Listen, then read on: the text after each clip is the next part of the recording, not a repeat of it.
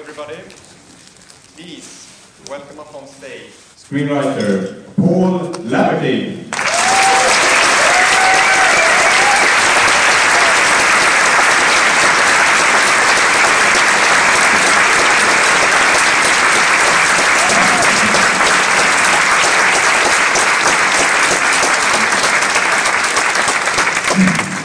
Welcome, Paul Laverty.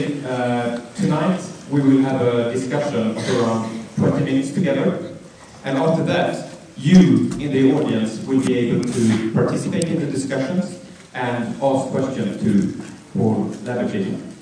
Paul Laverty, you have had an incredible career as a screenwriter with the works of, together with director Ken Loach. You have worked for more than 25 years making films, which includes a long and rich filmography, including The Wind That Chased the Barley, I, Daniel Blake, both which has won the Palme d'Or at the Cannes Film Festival, and now, most recently, the film you will soon watch, The Old Oak.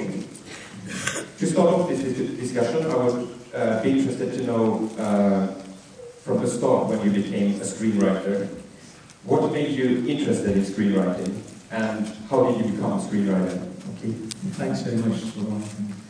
Let me just, can I just say one quick thing before I try and answer that question? Yeah. And let's see if I remember it.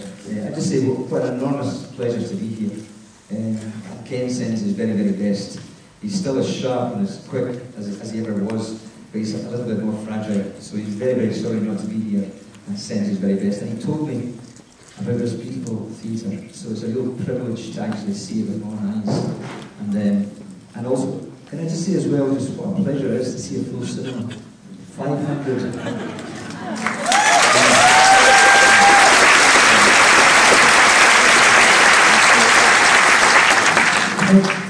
523 seats, I'm told.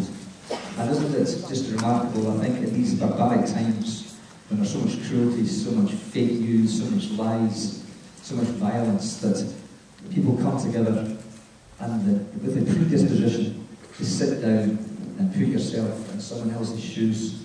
And in these days, I find that profoundly touching, and it's a precious thing to do, to listen to each other, to disagree, to argue, to try and untangle complexities. So that's the beauty of cinema. And I really hope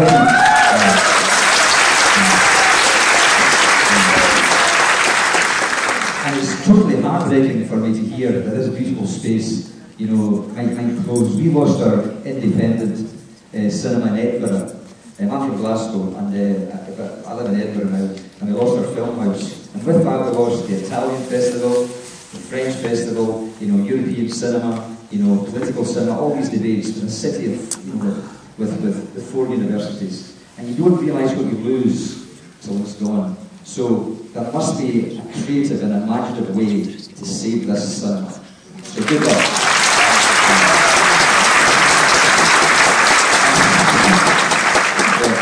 I can never answer questions, sorry. Well, in answer to this, it's a bit surreal because I never planned to be a scriptwriter at all. And it's really a total accident that I'm here. I used to, to cut a very long story short, I was in my 20s, and I suppose like many people that age, you want to learn another language and you want to see the other side of the world. And also I was interested in politics, and I was, like many of my generation, were fascinated by the Sandinista revolution, in 1979. So I went to work there as a volunteer, and I worked for a human rights organisation. I was there for 2.5 years. So what I saw was a time of great barbarity in the United States, financed the Contra, and they tore this little country, only 3 million people apart. And because I was an eyewitness to it, I understood it, and I was fascinated by the systematic violence and the creativity of that massive violence. And there's shadows of that today, isn't there? And that collusion and a false narrative. And they were determined to crush the Sandinista revolution. And over a period of 10 years they did. And the ultimate aberration is Daniel Ortega, who is now there, has betrayed, the principles of that revolution. But it's to untangle that again. How did that happen? So to cut a very long story short, after my 2.5 years there, I was sick of writing human rights reports, and in my innocence I thought, I'm going to write a film about this. And So So with great naivety, but with a lot of determination, I wrote to many people, and I prepared a treatment, and I sent it to Ken.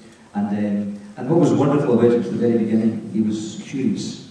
You know, he said, it's a long shot, I don't speak Spanish, there's a war going on there, there's no film industry, it's a long shot, but why don't you try and write a few scenes?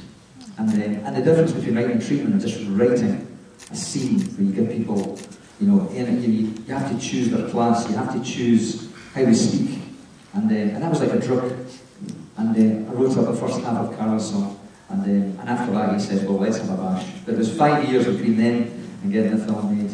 And so I was very, very lucky to cross paths with Ken. Perfect.